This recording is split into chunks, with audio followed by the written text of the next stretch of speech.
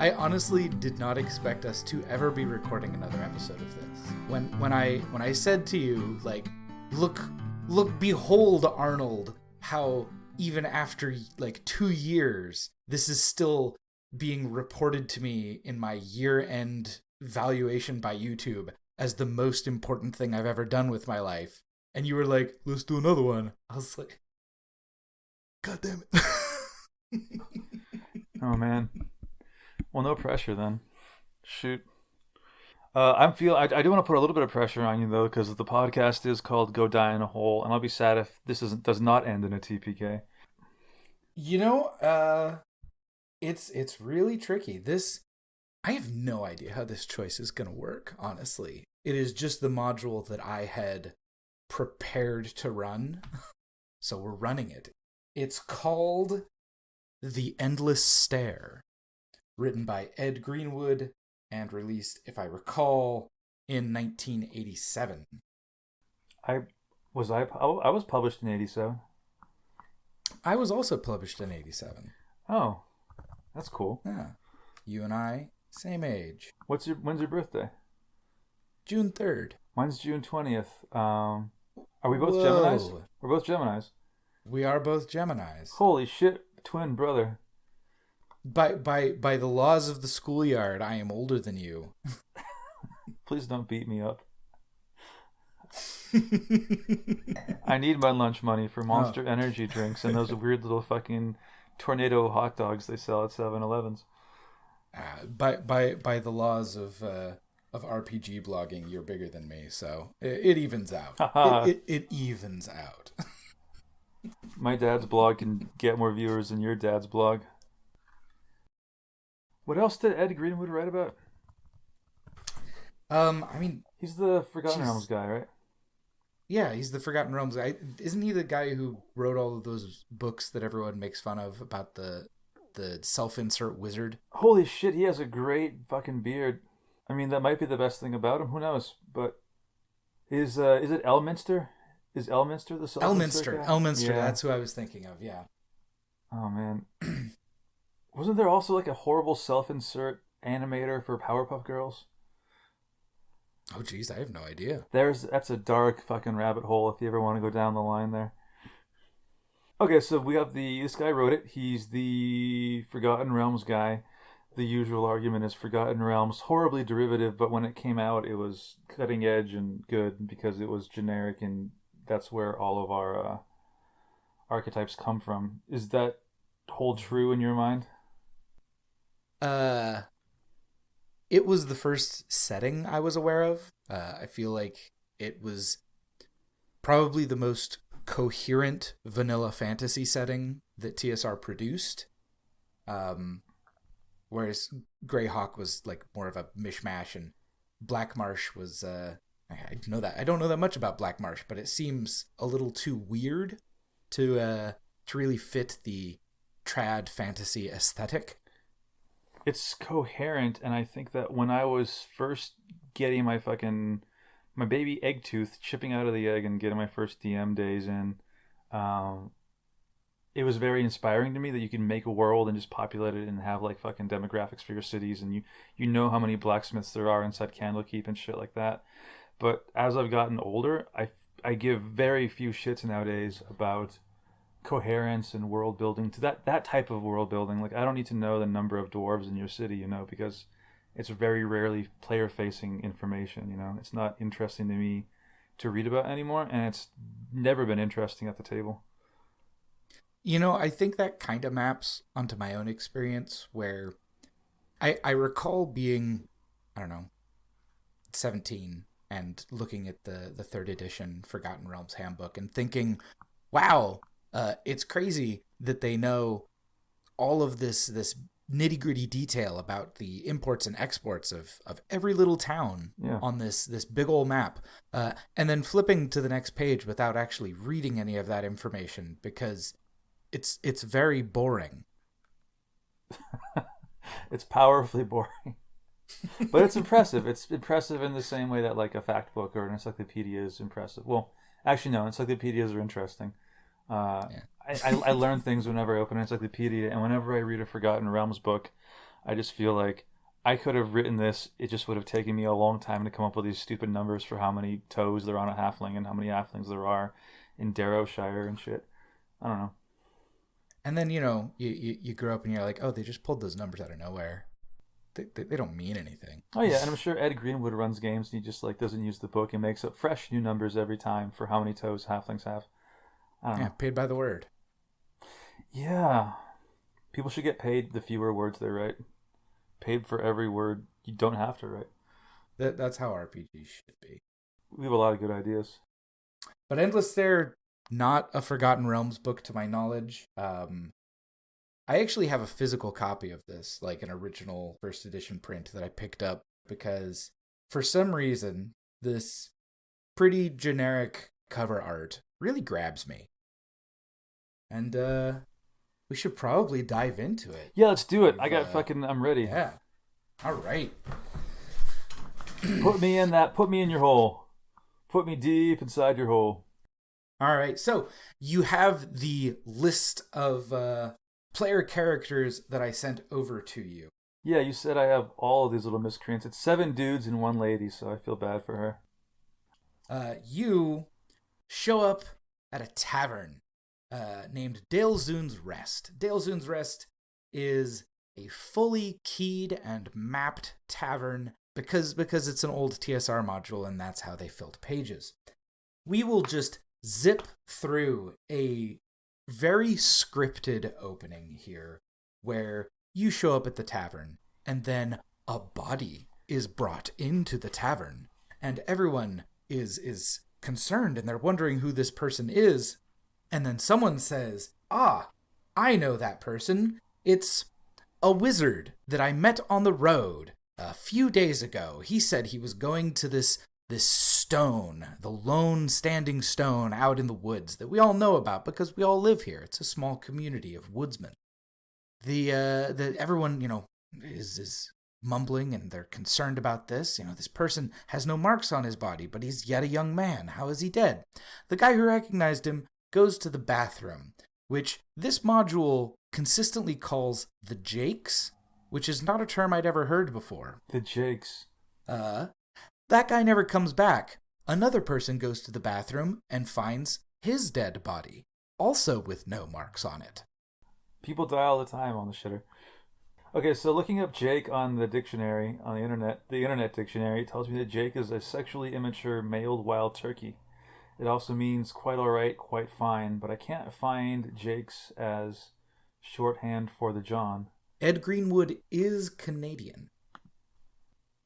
Oh, okay, I found it now. So Jake's is an archaic term for an outdoor lavatory. Well, that's annoying because of the map and key, I actually know that the lavatory is inside. Someone should tell Ed. Come on, Ed Greenwood. Get it together. If you were an observant player who was making all of the right dice rolls and reading the referee's mind to look at certain things at the right time, you would notice that one stranger mysteriously is not there shortly after the guy goes to the bathroom, but by the time the body is found, he's back. Everyone is really on edge now, and because you're the most notable out-of-towners, everyone is kind of side-eyeing you. I mean, if I was there, if I was Thunderil the Sword, I would just stop the room and be like, hey, everybody stop. Nobody poop. Pooping kills you now. I was going to say you're half right, but as a joke, but that might put you on the wrong trail. You're not at all right. Good. But I don't want to be right. the innkeeper's wife has level 7 spells, so this angry mob insisting you stick around and investigate the murder carries some kick to it. Okay, we recognize the DM probably doesn't have another adventure, so we would love to investigate this one. And when I run this for my actual group, a good chunk of the game is going to be this big point crawl that you are now let into, which leads into the deep woods. And there's tons of little tiny things in here that are all kind of interesting. None of which build to anything substantial enough to put into this podcast, because we got to get through this. Okay. You head into these deep woods, heading towards the Leaning Stone, where this wizard was said to be going when he was last seen alive. Ahead of you on the trail, you see a dark, man-like shape, almost invisible among the tightly packed trees. It is motionless as you approach. You see that it is a man in dark maroon robes, watching you steadily. He appears unarmed and resigned, not hostile. Suddenly he speaks. "Know, travelers, that once Baron Elktrazar, he called the Axe Lord, ruled these lands, and know too, that though death laid him low long ago, he will rise again." And with that, he steps behind a tree and is gone. Wow. Yeah. So it was the Axe Lord? The Axe Lord, yes. Okay. That's actually pretty sweet. It's way better than a Sword Lord. As a referee, I would never want to talk that long in a single sitting, but we want to get to the dungeon. And now we're at the dungeon. You have reached the Leaning Stone. It's a big rock on a hill overlooking a lake that some of the townsfolk who have followed you here, they've never seen a door in it, but there is very clearly now a door in it. That's amazing. It's so beautiful. Am I now playing? You are now playing. How many villagers have followed me here?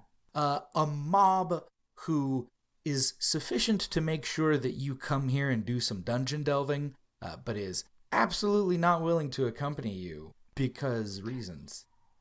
Okay. I want to walk around the rock, look for other doors or signs of people walking around and doing stuff. You do find some footprints. You find some footprints that came up. You see where the body was dragged, and the person who brought the body in, who was not the person who recognized the body, confirms that, they were here and they got the body and they dragged it. You also see another set of footprints that comes and goes as if from nowhere. I bet you it was that weird maroon robe. Maroon. Possibly. I'm going to camp out in the trees and watch this stone for a day, and I'm going to send villagers back for, I don't know, alcohol. The villagers are willing to humor you. It's weird that the stone's like this. You don't see anything happen during the day that you watch, but you do get totally wasted. Oh, sweet. Good. Sparnus the Hand and Thurlin the Evil Scourge are going to just trade war stories. Okay, so what kind of door is on the stone? It is an arched opening without any actual door. Can I see anything inside? It's a small space inside. The stone is only, 15 feet around, and it's standing up at an angle. But you do see that there is a hole in the ground inside this space. All right, all 8 of us just charge down there. As soon as you move into the hole as if to climb, you find yourself gently levitating down. Takes all the fun out of it, but all right. As you levitate down, there are ghostly eyes swirling around you, and each of you, as you go, as you travel, gradually have one of these eyes detach themselves from the swarm and begin following you. I want to address the eyes like, "Hey, can you hear me? Can you understand me? Blink once for yes." They do not blink. I reassure the eyes of my goodwill and ask them if they have a master, and if so, could they look in his direction? They do not give you any indication that they understand. Okay. Then I continue floating. I guess, I'm just going to assume, someone's watching us, right? Probably some evil wizard's watching us through the eyes. All 8 of us are going to flash our buttholes at the eyeballs at the same time. The eyeballs do not give any indication that they are either offended or aroused by this. All that training for nothing. All right, then we float. You're in a large circular room with only a single exit. Okay. Which direction? To the southeast. Okay. What does the room look like? What are the walls composed of? Height? It appears to be worked stone, which is actually interesting because the shaft that you came down was definitely not worked stone. It was cut as if by magic. What does that look like? Perfectly smooth, like stone that's been polished like a granite countertop. That sounds good. We land. How far was the descent? Maybe about 100 feet. Okay. We go to the southeast, fighters at the front, and everyone else behind them. As you approach the exit, a group of men appear as if from nowhere, robed and hooded, and fighting with one another using daggers. They block your way to the exit. Do they seem to be uniform? Is it two groups fighting or one group fighting? They're all dressed the same, so you can't really tell what the group delineations are. Are they dressed like villagers, warriors? They're dressed like cultists. Does the fight seem lethal or meant to antagonize and scare off? In point of fact, you must now save versus spells, or flee and cry. I don't even know if I can go back up that tube, but should I roll something? I feel like we don't even have to roll. I just rolled 8 dice, 8 d20s. I got a 1 and a 20 and everything else in between, so.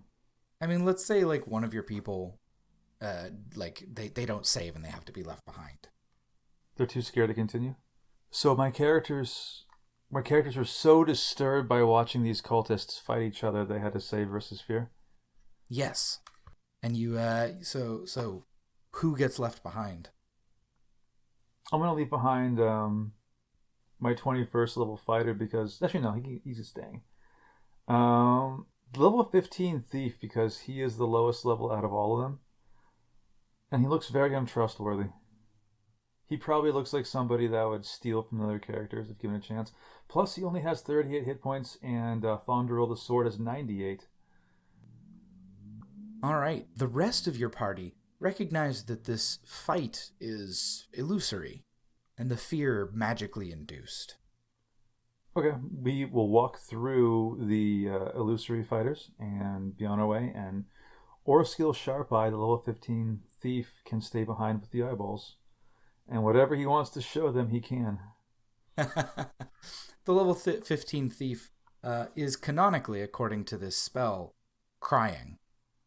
Then he's showing them his innermost hearts. He's showing them far more than his butthole. I hope those eyeballs are getting a good look at his, inner workings. You reach a 4-way intersection that extends on each cardinal direction. Okay, so I went southeast and I reached a 4-way intersection. Yes. Can I listen and or explore in all 4 directions to give me an idea of what's in each direction? All right. Going south, you find a passageway with a rough stone face that looks as if they were going to extend this space further, but didn't get around to it. Okay. To the north, you find the decaying corpse of a previous adventurer. And among their possessions, you find a note which reads... Guldus believes Halazar cut across the earlier tomb of Baron Elkazair, for it is the only delving known to be in the area. Guldus says Lazamar was ordered to wall something up by Halazar. Okay, number 1, hate the names. Number 2, that's the Axe Lord, right? So, the Axe Lord's tomb is in here, and they probably had to wall up the Axe Lord's axes because they couldn't handle them. And all of my characters are... I don't even know how we react to this. We're here to investigate a murder. There's a weird hole in the ground. Some weird maroon told us... Okay. What's in the east and west directions? To the west is the room you just came from. Oh, I see. But to the east, you come to another 4-way intersection, kinda. The path to the north is completely walled up, but it's clearly fresh wall. The path to the south is also walled up, but it's been opened by some previous dungeon dweller, enough that you could climb through. Straight ahead, to the east, is a room that is the terminus of this path. There is nowhere further you can go in that room, and there is a slab in the center of it. Like a slab covering something? No, like a plinth. God, I love that word. It's a good There's word. there's a very, you know how, like, if you do crossword puzzles for years, you build this very crossword puzzle specific vocabulary. Plinth is one of those, like, ensconce, just those very very D&D centric words. Like, if I ever hear you use the word plinth, I know you play D&D, which does not come up in conversation very often, but it should. It's just you. Like, I have a whole catalog of architectural terms in my brain because you need them for D&D. I know colors now. I know things like smaragdine. I know words like vermiform. It's weird.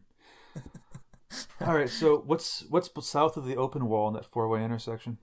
Okay. So you actually see another dead body on the other side of the four-way wall, Must have pooped. in the middle of a long hallway. Okay. We search the body. All right, so you climb through the opening in the bricked-up wall, and you search the body. It appears to be a thief who came through here perhaps 30 years ago, well and truly decayed now. He's also clutching a note. The sage says it's cut off. Cheiromar is not buried, it's cut off. Tomb prepared for him, who, cut off, lies instead with his magic.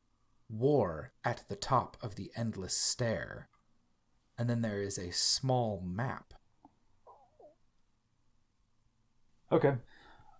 Still struggling to figure out what this place is. It's a natural rock with an excavated area below, which makes me wonder if there's another excavated entrance to it that we might exit at some point, which is always fun. It's kind of rare to have a dungeon as a separate exit from the entrance. Galzar and Halazar were talking about excavating the place, but not really knowing what it was and intersecting with the Axe Lord. I'm going to go back and check out the plinth. The chamber is empty except for a solid stone block, 7 foot long, 4 foot high and wide. If this bier is touched, a deep male voice will speak from it, and at the first sound of the voice, all of the eyes from the entrance will fly here and dance, swirling around the room as it speaks. The Cheiromar rests not here. I should be deeper. The Cheiromar rests not here, but has been laid to rest where in life he strove, and where in death he is safe from those who would rob and destroy. If you seek the power that was his, and have knowledge enough to take and leave what is right, seek the Endless Stair. As soon as it falls silent, all the eyes leave. Aw. Little buddies. They just wanted to bear witness to a voice that presumably they can't hear. Yeah, they're not. They are not flying You never ears. see flying ears, and you really should. Never see a good ear bat. Actually, nose bats. Nose bats could be work. Nose bats could work. That idea has legs, except not literally. For real, one of the things that really got me into checking out this old D&D stuff way back in 2011 was a module that had a dude in it whose head was a hand. That's fucking just sweet. His head was a human hand, and I was like, that's wild. Imagine the high I am fives. into it. Okay, there's nothing else in this room, so this is probably the false tomb of someone whose name I instantly forgot as soon as I heard it. Yeah, it probably had a czar in it, though. Seems like that's the style in this part. Thalazar. Charizard.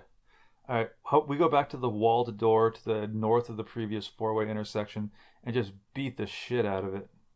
That takes a long, long time. Like, days, and you got to bring down equipment. Fortunately, we're doing this in a really zippy fashion. So Villagers. you can do that. Villagers!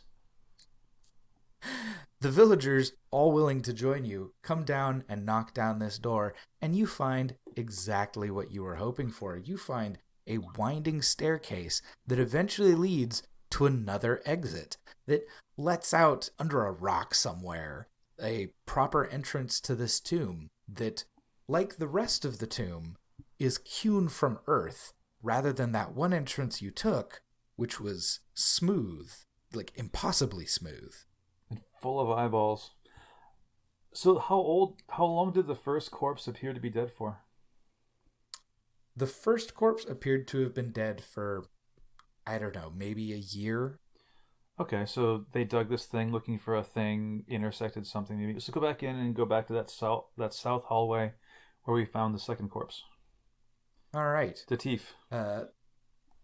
Yeah, actually, I will note, because you have now uncovered a second entrance, you can recover your thief, who is able to that entrance that you came in through. You just have to will your way back up. So the thief is able to do that. Come around, rejoin your party. Yeah, we'll bring him a sandwich. He no longer has to go through the scary fighting cultists. It's okay, buddy. We don't have to do that. So you head down that hallway, and at some point, a rock falls on someone and deals some damage. This is just a thing that happens. Durnath, the patriarch. No! Alright. Oh man, Durnath only has 53 hit points left. Let's keep going. You reach a T intersection. Both directions, east and west, have stairs going down. And also, at the end of this hallway is a sigil carved into the wall of an axe. Fuck yeah! Alright, Axe Lord. Alright, good. We go down the stairs to the west. So you go down the stairs to the west, and you go down a hallway and then down another set of stairs, and near the bottom of this set of stairs is water. This room has been flooded. Alright, fuck this room. We check the east stairs from the T intersection. You head down the other way. There are 3 iron-bound wooden chests resting within a 20-foot radius chalked circle on the floor. Is the chalk broken or unbroken? The chalk is unbroken. Is there anything else in the room, or is it dead end? It appears to be a dead end.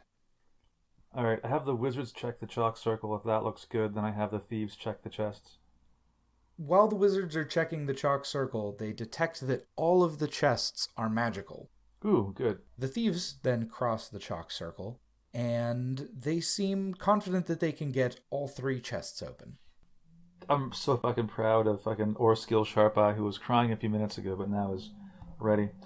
We got a level 15 thief, and we got a level 17 thief. One of them's got an ear ring, not an earring, but an earring. Yeah, they'll do what they do. All right, those thieves, they make a big show of getting these chests open. None of them are locked. Great. In the first, you find 400 gold. In the second, you find 400 gold, and in the third, you find 400 gold and a cloth-wrapped glowing sword. I'm going to give it to Thondaril the sword, because he is about swords. Thondaril can speak the tongue of the dwarves. Go back to that. Go west, west, west until I get to the interesting room. As soon as you leave the chalk circle, the sword transforms. Sexy lady, come on. No, sexy ladies in these old modules are only used to tempt you into making bad decisions. They are never the result of a bad decision. Okay, what does the sword transform into? An axe. A man-scorpion cleric named Jarlog. Jarlog, what do you know about these eyeballs? We're sorry to do this to you. Are you happy to be out of the chest? Jarlog is very angry that he was captured from his homeland and transformed into a sword as a means of protecting some dead guy he's never heard of's tomb. Yeah, that's fucked up. He's a high-level cleric among his people, and he just, attacks you. He just goes right at you. I mean, villagers! I mean, we run back. Did we ever settle on a combat system? We run away. You run away. That's easier than figuring out what our combat system should be. I think rock, paper, scissors to see if it goes better, worse, or average.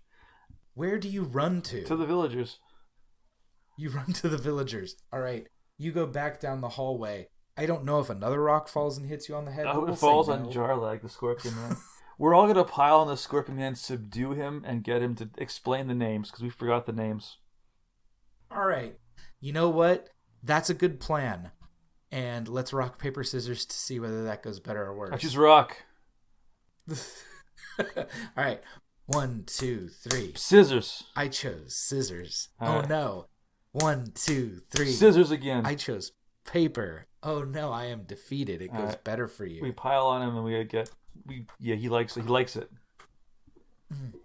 Not not only do you successfully pile onto him, but he is his rage has subsided enough that he recognizes that you aren't the ones who trapped him, and if anything, if he were to attack you, he would only be serving the interests of the one who trapped him.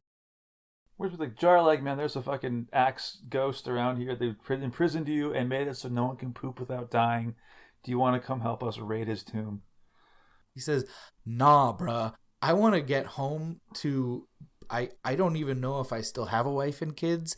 It's hard to tell how time passes when you're a sword. Understandable. Have a nice day. I will tell you that, yeah, that was like the tomb of this Axe Lord guy, but then some wizard died, and another wizard decided to turn me into a sword and put me in there, even though it was only the fake tomb of his wizard friend. And I wasn't even in the part that was open to the public. Like, I was in the walled off part, but he decided to put me there to, get rid of tomb robbers anyway. I think he was just fucking with you, man. I think he just flat out didn't like you. That seems likely. Anyway, if you see a wizard, punch him for me. Or, turn him into a sword or something more embarrassing than a sword. We're just gonna like an axe. We're just gonna put him in a box and not turn him into a sword and see how well that works out for him. Because that's kind of how he treated you, man. I would love that. Please send me tapestries depicting it when it happens. All right, we're gonna send him home with like a banana bread recipe and farewells. Having befriended Jarlarg, the angry level 9 cleric scorpion man, you are now free to continue delving this dungeon. This module's great. All right, we go west from the T intersection till we get to the 3 planets. The room is knee-deep in water, and you see that the northern wall clearly burst open at some point, giving an underground river access to this room. There's a similar burst on the other side of the room, out of which the water flows. Okay. The wizards inspect the plinths. I have in my notes here that a trapped freshwater shark that became an undead lurks here waiting for you, but I remember that's a modification I made because the actual thing is super lame. You get attacked by one sturge. Oh, I love it because I would be so paranoid if it's one sturge. Like, what does it know? Does it have a gun? Is it full of diseases? Does it have all the diseases? All right, well, my level 21 fighter is going to tie it into his beard and make it a pet. Yeah, it's super easily done. Done. I just noticed my entire party is humans, I believe. Are they? Yeah, I think they're all humans. I think so. Ed. I mean, okay. Moving on. So you investigate the 3 plinths, which turn out to be coffins. Huh. Each contains a human skeleton. None are undead. Great. You find here the Baron, his wife, and their daughter. The Baron's coffin contains a rusty broadsword. His wife has a staff of healing. Take. Although, honestly, if this staff of healing ends up being another Scorpion Man, I'm only going to be even happier than I was before. Does the daughter skeleton have anything? The daughter's skeleton does not have anything. So you seem to have thoroughly explored this dungeon, unless there are any rooms that you think might have secrets in them. So there was something about an Endless Stair, which sounds like a place we should go to, but I'm not quite sure where that is. Yeah, the locals actually all know the Endless Stair. It's a well-known local landmark. Oh, what the fuck? Why are we going? Okay, go with cocktail. All right. Because they wanted you to investigate a murder. We don't know who caused the murder. We think it was a Scorpion Man who was a sword. Are we? They wonder why you let the Scorpion Man leave then. Well, maybe he's headed to the Endless Stair. Can you take us there? They say sure, and they take you to the Endless All right, Stair. so what should I understand about this conspiracy? There was a guy that died, and then a wizard did a thing, and then another wizard turned people into swords, or like a separate group moved the corpse of the Axe Lord, trapped this tomb, and then somehow there's recent murders. Is that correct? Yes, I think you've more or less got it. Okay. I'm trying real hard, Nick. Oh, it's convoluted, but I'm surprised that you're following along. I'm ready. All right, so are there any fun and banal misadventures that happen on the way to the Endless Stairs? There is a D100 encounter table filled with mundane creatures that we're just gonna skip rolling on. Is it like a bear, and then a butterfly, and then like two bears, and then like a fisherman? Um, a bear is within the first five. Yeah, that sounds about right. Yeah. Actaeon, basilisk, bat normal, bear black, bear grizzly, beetle oil, beholder. Oh, Jesus. Take me back to the beetle. Yeah, they got boar and beholder both wandering around these Did woods. they go alphabetically? They did. I love it. Oh my Are there goodness. any notes for running a random beholder encounter? No, it's literally just a very base stat line. Just one word. Have fun with it. You reach the Endless Stair, and in front of you is a large grassy clearing, out of which rises a spiral flight of white steps. Steps without railings that glow faintly and spiral up, to nothing? Empty air. On the turf around the base of the steps lie several old and weathered human skeletons, and, farther from the steps, closer to you, the body of the man who appeared so mysteriously on the trail and warned you away from the Baron's tomb.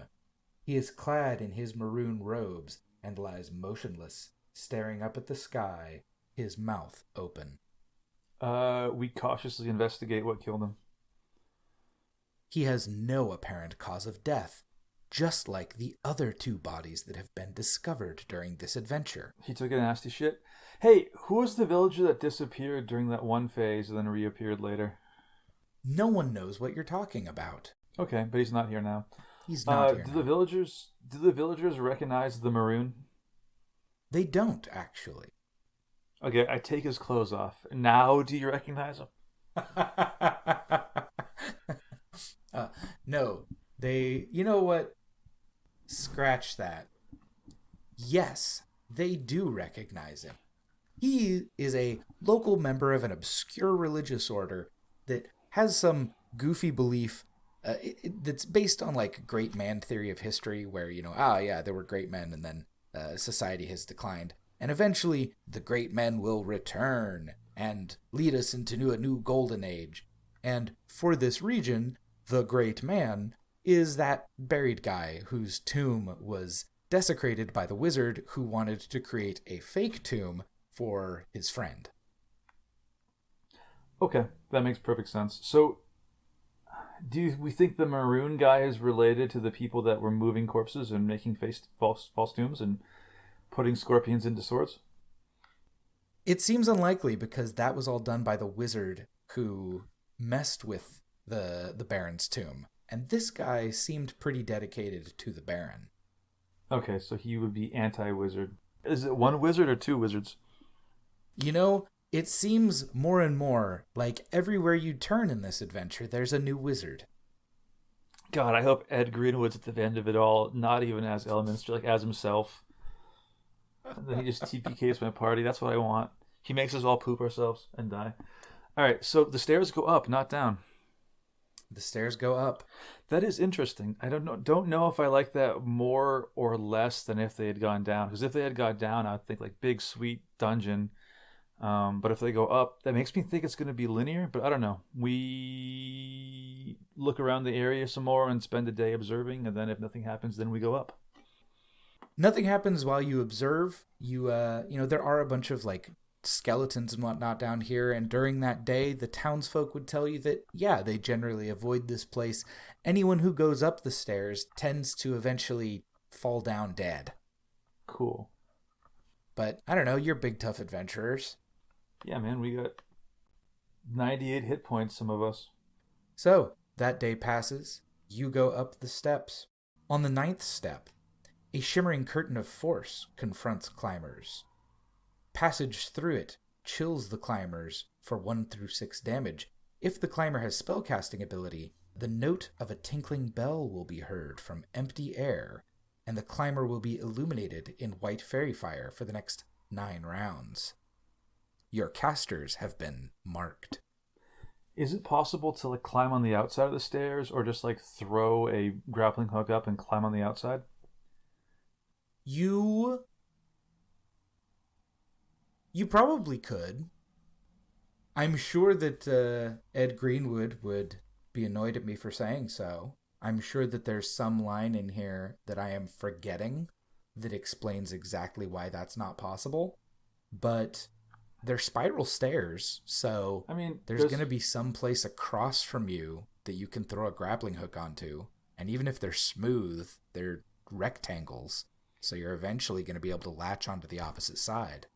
Plus, I've got a level 20th magic user and a level 17th level magic user. One of them's going to have, like, fly or something. I mean, could we just, like, stand in the middle, cast reverse gravity on all of ourselves and just fly up and hope for the best? Actually, let's not do that. Let's just keep going up the stupid stairs. All right. So, you've still got those eyes following you, but on the 20th step... They left once they did the dance. No, the ones that began following you when you entered the dungeon have always stayed with you. But when you did the dance, every single eye from the entrance came and danced around.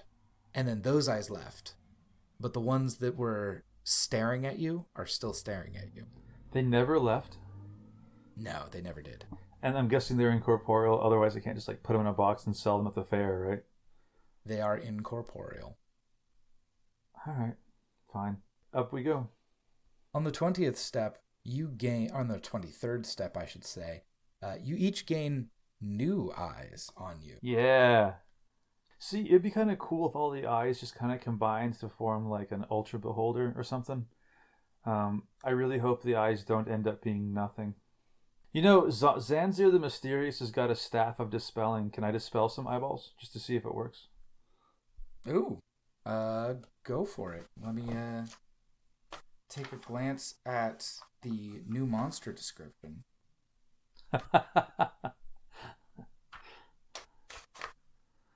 Casting Dispel Magic does not get rid of the eyes. All right. Well, then we keep going up the stairs. On the 40th step, a big monster called a Malfera jumps out of the step and attacks you. It is not described in this book. You have to reference a D&D book that I don't have in order to know what this monster is. A Malfera? So, you fight it.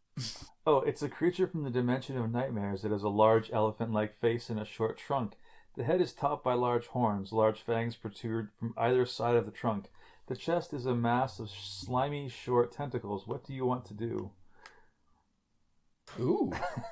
It's just generic monster bits stuck together. Long, muscular arms end in large, jagged pincers. Its feet are webbed and clawed. It's colored night black but has red veins and eyes. Poison, grab, tentacles, some spell-like abilities. It can see invisible and cast knock. David Cook first wrote it in the Temple of Death, Module X5. It says, "Delightful! Someone has finally reached my step. I've only killed 17 people so far, and I cannot be free until I kill 66! Will you give us anything if you get to kill 66? He says, "I have little to give, but my own great power as a terrifying monster. If you can bring 66 people here to die, I will aid you." I mean, he doesn't seem that tough. I think we're just going to pile on and kill him. We all have things. We have level 20 wizards. All right. Let's Meteor Swarm. Yeah. The trick is that being on stairs makes all of this combat stuff very difficult, right? But we have level 20 wizards. I don't know. That's We can true. turn them into a trout. You know what? Let's skip rock, paper, scissors. You have level 20 wizards, and we'll just say that your wizards are somewhat depleted. Okay, they can be slightly depleted. Well, quick question: did the module say that thing about getting 66 kills? Because I kind of like that. It did, actually, yeah. No, I like that. It's fun. I don't think the Malfera is supposed to be able to talk, but that's boring. No, the talking was delightful. I actually enjoyed that. That was fun. I love it when demons are chatty. Everything should be chatty. I fucking agree. You know what? There are so many steps here, and they are largely just depletions. I'm going to skip over some of them. So We have to, though, note that on the 69th step, nice. a sudden magical gale wind strikes climbers who set foot on this step. Each climber must save versus dragon breath or be swept off the stair. Falling damage applies. All gear carried in their hands, as opposed to worn or strapped on, such as weapons, will be lost, even if the climbers successfully remain on the stair. So we should have tied ourselves to each other or something. I'm just gonna say I'll roll a d20 for everybody. If it's like 1 through 5, they die. How's that? Okay, go for that. All right. Oh fuck! The last 3 of them died. Who is that? Going down the list, it is. Oh no, my thief, and my level 20 wizard. Fuck. All right, bye. Wait, he has featherfall for sure. He comes back. The wizard comes back. He has like flight and. I mean, if anything, I imagine Ellen Sil the mage. Actually, there's a typo. Ellen Sil the maga. I don't like that. Ellen Sil the maga can use telekinesis to save one of the thieves. She's gonna save. Probably. Can she grab a falling thief? I don't know. But if she can, she's gonna save Sparnus the hand. What? That's fair. She can save one of the thieves, and so one thief is dead. One wizard is coming up behind you, and we'll catch up eventually. And one thief was saved. Yes, here we go. On 112th, the players are confronted by the sudden appearance of a beautiful human female of mature years, clad in robes of shimmering purple. We throw her off the stairs. As she falls, she cries out, "You are come to the seat of power where the Cheiromar sits vigil. You have not the key. You are not welcome here. Please leave, and you will suffer no harm." Well, that's false because we obviously suffered harm coming on the way up. Poor Orskill Sharpeye died. Rest in peace. Let's see. On the way up, you fight a dead wizard's hand. Ooh.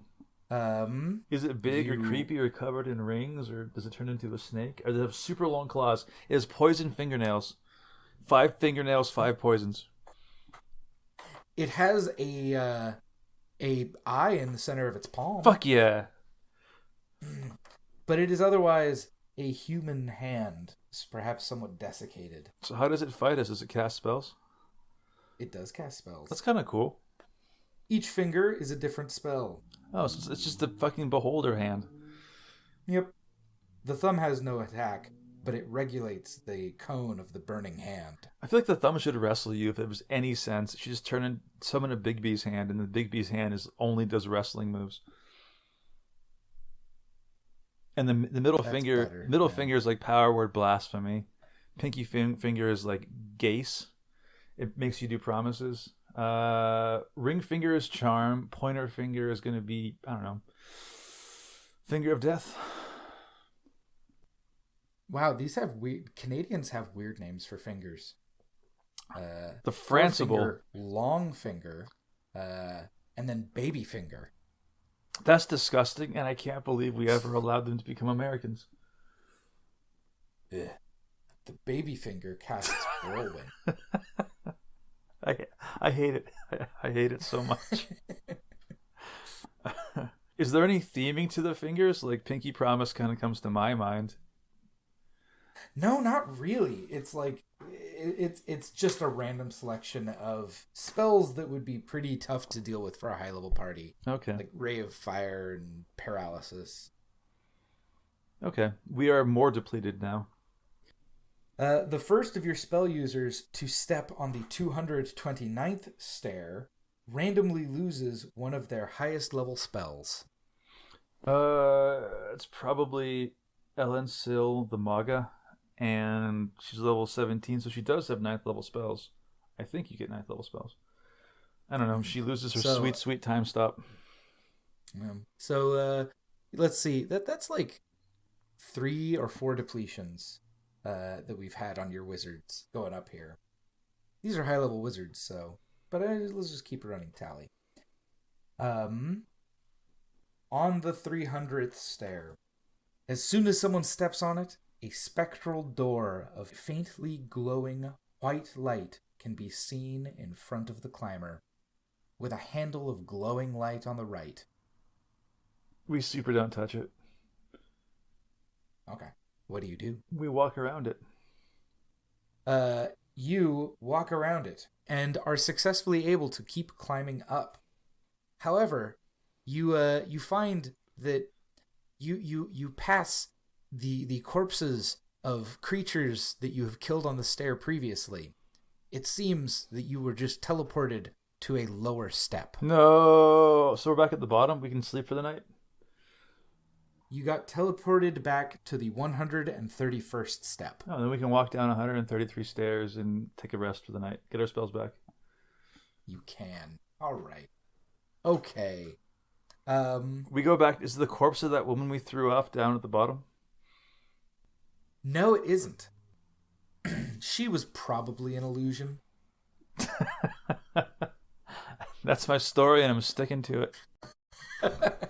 Actually, I think this qualifies as something that would cause an event to occur. So, you come down the stairs, hoping to get some rest and recover your spells, when a bunch of stone gargoyles and 2 dudes in wizard robes come charging out of the woods, attacking you with all they've got. Okay, so I don't know if I could time stop, meteor swarm, disintegrate, finger of death. I don't know. I got wizards and level 21 fighters. What level is gargoyles at? You do. These are level 22 wizards and level 24 wizards. Holy shit! All right, then we might die. I don't know what happens. They immediately attack you because they don't want you walking away from the stair. They want to drive you back up it. Oh, we hella kill them. Well, we'll do our best. There are 8 of us. All right. So let's go back to rock paper scissors. Okay. Rock. I got scissors. Okay, I win. All right. You win. Let's say that you drive one of them off, and you manage to subdue the other. We interrogate them, check his pockets, and I don't know. What's he about? He curses because he really, really wanted to get up there and claim the seat of power for himself. And he was hoping that you would take care of all of the nasty traps so that he could just saunter in, murder you in a weakened state, and then take the seat of power. But isn't he a level 24 wizard? Shouldn't he be like a well-known major world figure at that point? He's chaotic, so he works hard to stay in the shadows. Okay. Also, you only captured the level 22 wizard. I threw my best rock and I beat the Sizzies, so I don't know what else to tell you. Does he have anything in his pockets? Oh my goodness, he has so many things in his pockets.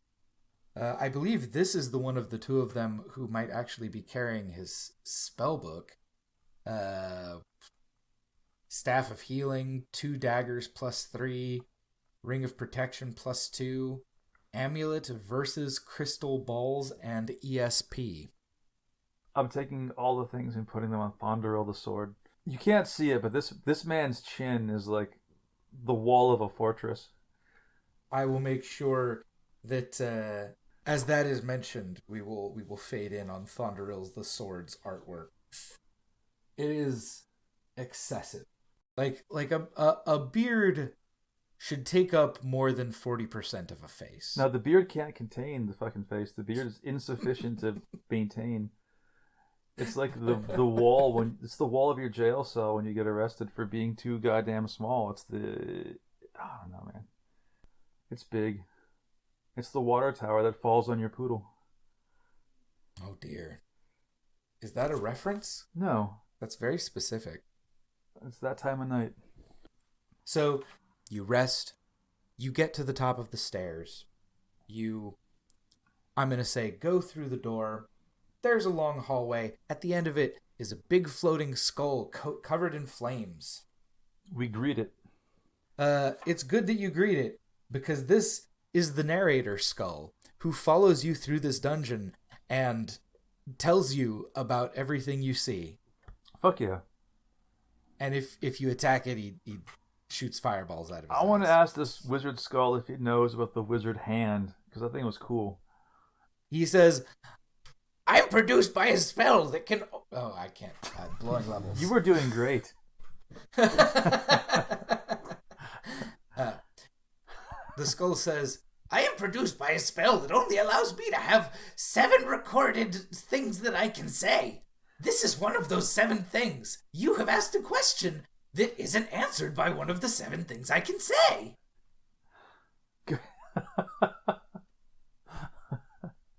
Man, I want you to DM a module that allows you to like spread your wings and just express yourself. I feel like you're constrained by this. Yeah. All right, so floating head, what is this place we have come to atop the Endless Stair? Here lies Aglahund the Cheiromar. As in the end, must we all proceed with great care. Great danger awaits the destructive or greedy. Okay, so don't break things, don't steal things. Yeah, basically. You are in a big, massive room. There is a coffin in the center of it. There are 4 doors exiting this room. And there is also a big honkin' like hemispheroid in the corner. Describe the hemispheroid. Is it like a dome? It is embedded. It's like a half dome in the floor. What's it made out of? It appears to be made of glass. There's a sort of cloudy substance roiling inside of it. God, I love that word, royal. So there's a coffin in the center of the room, or a tomb? Can we see whose coffin it is? Is it labeled? Inscribed? Yeah. You pop the lid off even, and the skull says, You gaze upon the Cheiromar, mightiest of mages, the vigilant one, guardian of us all, as he appeared in life.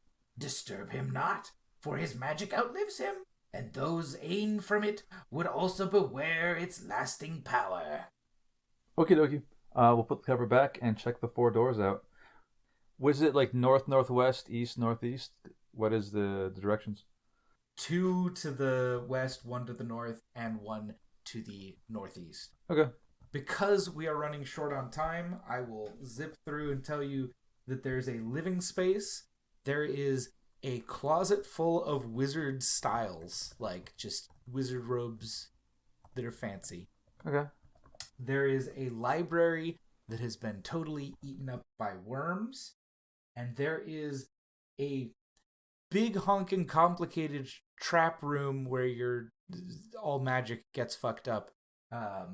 By far the most interesting room is the one to the northeast. Which one is that? You approach the seat of power, a place of great usefulness and great danger to all who work magic. Use no magic in its presence, and strike it not, or perish. So you enter this room, and there is a set of steps leading up to a great big throne that has its back to the door. Does it look out upon anything? It does not. It just looks at the wall. I'm going to ask the skull what happens if I sit on the throne. I am produced by a spell that is able to answer 7 questions. I was really hoping you'd say that. All right. Who has the second best chin? That would be... probably Sparnus the Hand, my remaining thief. Yeah, he sits on the throne and sees what happens to him. All right. Risking only the second best chin, huh? Mm-hmm. Upon sitting in the chair, your thief is thoroughly disoriented for a moment, and eventually realizes that they're having a sort of out of body experience. They are outside the Endless Stair. They have no body, but they can move at 1,000 miles a second, and they have a vast array of spells at their disposal. What kind of spells? It's definitely something I should have been prepared to answer. Summon ketchup. Dispel mustard. Turn wizard into wizard hand.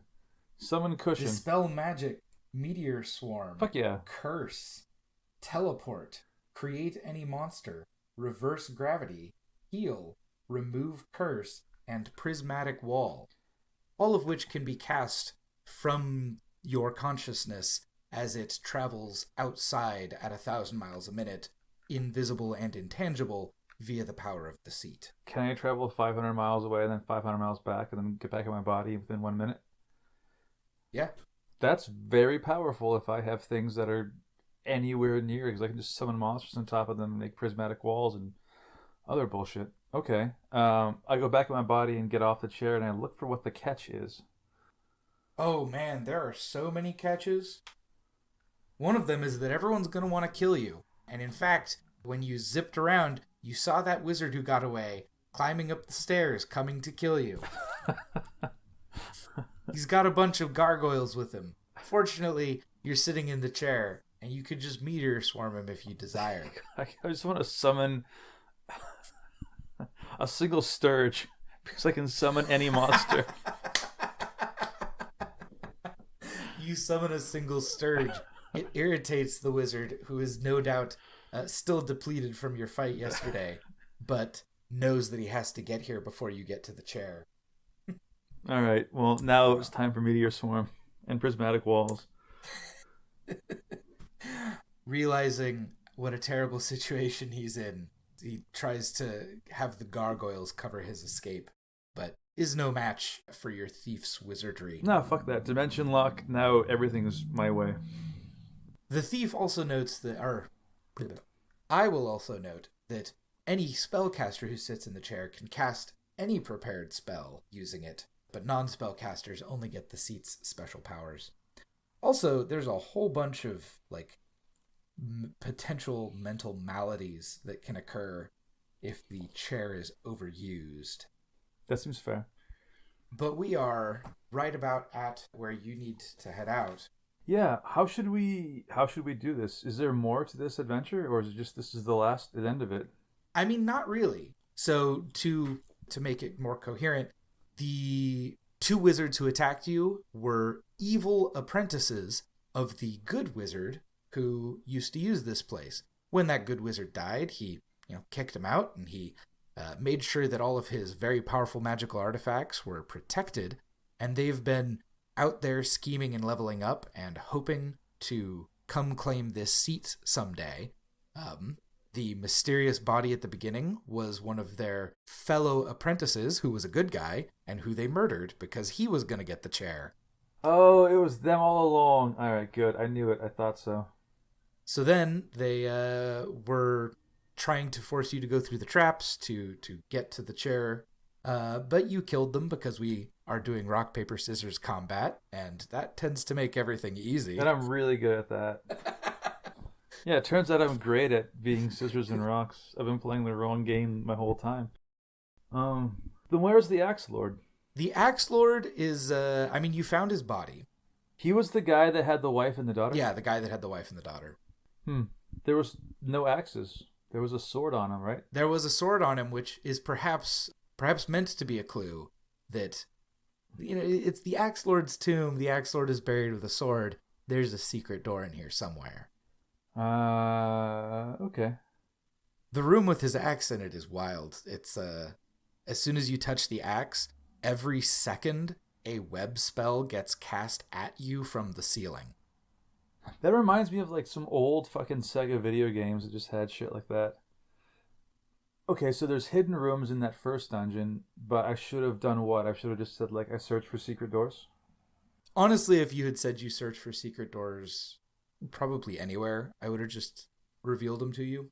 Okay, yeah, I didn't understand that guy was the Axe Lord. I thought he was just a guy that was buried near where the Axe Lord used to be buried. So the evil wizards were digging in a place that was on top of or intersecting with the Axe Lord's tomb, but why? That's honestly really confusing. It wasn't the evil wizards. It was the good, very powerful wizard died, and then his also good, also very powerful wizard friend, Sir not appearing in this module, decided to fake bury him in the Axe Lord's tomb. And in order to disguise that he was doing that, he sealed up the Axe Lord's tomb, desecrating it in order to create a red herring for tomb robbers. And whose eyeballs were staring at my buttholes the whole time I was floating down? Also, Sir not appearing in this adventure, powerful good wizard, who also is the one who transformed that scorpion cleric into a sword, which just seems like the biggest dick move imaginable for an ostensibly good wizard. Scorpion people aren't people. You can treat them however you want. They're basically logs. That's true. It is 1980s D&D. Despite the name Scorpion people, they're very clearly scorpion things. Well, we, having played through this, I hope you feel that you got some sense of it, and then we should get together again, and we'll do the discussion half of this, where we... Yeah, I would love that. Yeah. I would love that. We should do a breakdown and talk about it, because I already have thoughts, but I'm going to sit on them for a bit and formulate, and then probably read the module myself. I failed to TPK you today, but I'm never very good at doing that. I've had exactly one TPK in my entire DM career, and it was a weird day. We just looked at each other and we were like, "Oh shit, I guess that happened," and it felt interesting, but maybe not good. So yeah. I don't envy you that. Still, it's the premise of the show. Go die in a hole. Rocks fall. How many rocks? They keep falling. Oh yeah, stairs fall. Tons of them. Oof. I mean Sturge, more Sturge. Yeah, that chair. If you possess this chair, like demons and liches are going to be showing up on the regular to try and steal it. So we go back to the guy's sarcophagus and just start fucking going through his pockets and making him hit himself with his own head, and you know. Oh, you notice that one of his hands is missing. I feel bad now. I'm sorry, Mr. Good Wizard. Although you seem kind of like an evil wizard, but whatever. All right. Arnold, I'm looking forward to talking to you about what we think of the module now that we've played through it. Yeah, thank you. I do have thoughts. Thank you for running. You have some fantastic voice acting and characterization, and you made a very ordinary module quite fun. I appreciate you saying that.